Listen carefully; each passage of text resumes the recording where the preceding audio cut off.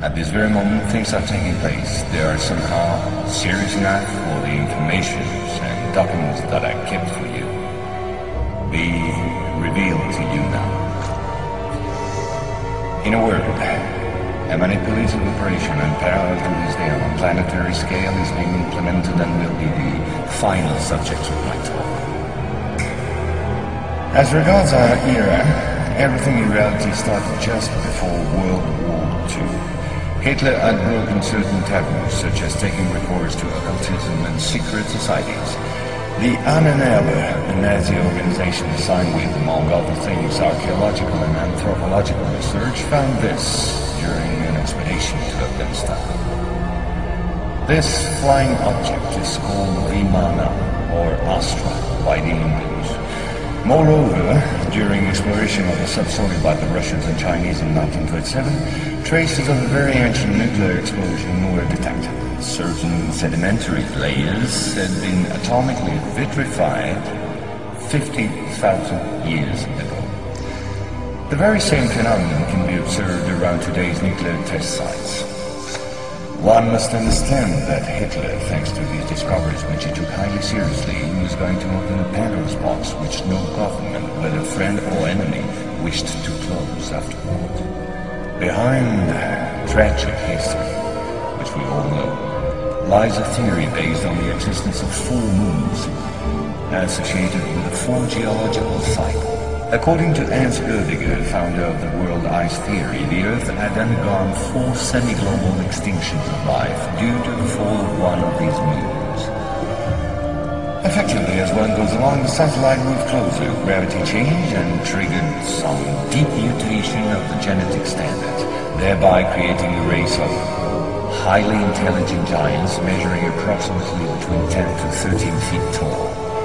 Several tens of thousands years later, the moon crashed, the impact causing a serious rise in sea levels and a nuclear-like global winter.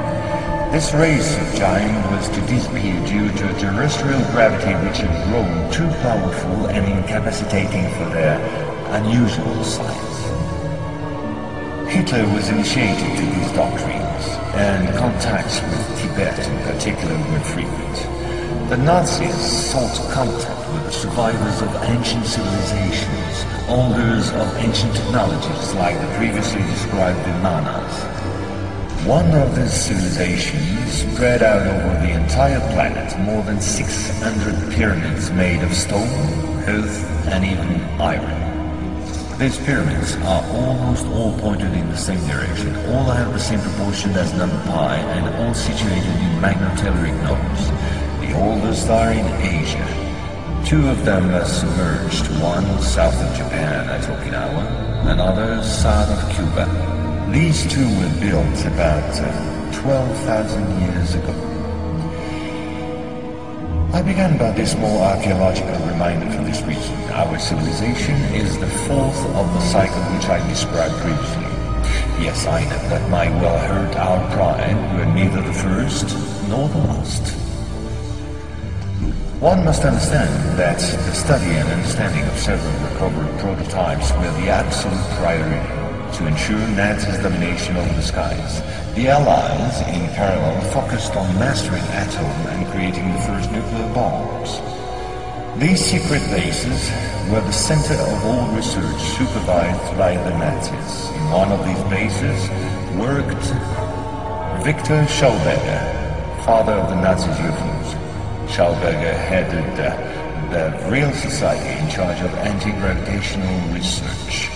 He died in 1958 in Texas, while working under the protection of the United States on the improvement of his own flying saucers, which have since become American. You will quickly understand that 70% of unexplained aerial phenomena are human in origin and in no way extraterrestrial. Once World War II was over and Nazi technology had been systematically plundered by both Americans and Russians, the first challenge was to carry on and even complete the Nazis' research in great secrecy.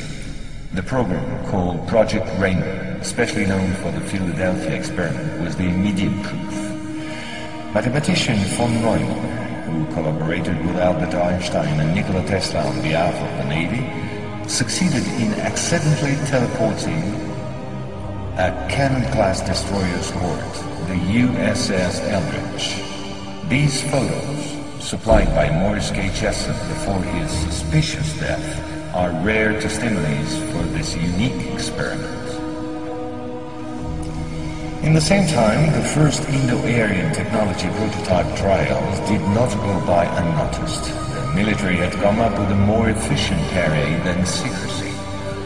At about the same period, Kenneth Arnold, US Air Force pilot and CIA agent, launched the greatest operation in manipulation ever concerning the existence of UFOs. Making people believe they didn't exist was not the right solution and clearly insufficient. Discrediting enemies and frightening the population by systematic misinformation proved far more efficient.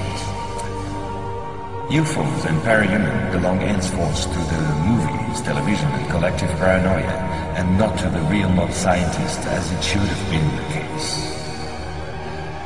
In May 1947, the American Secret Services discovered the existence of an ancient terrestrial UFO secretly recovered by the Russians, which had crashed into the Altai Mountains along their border with Mongolia.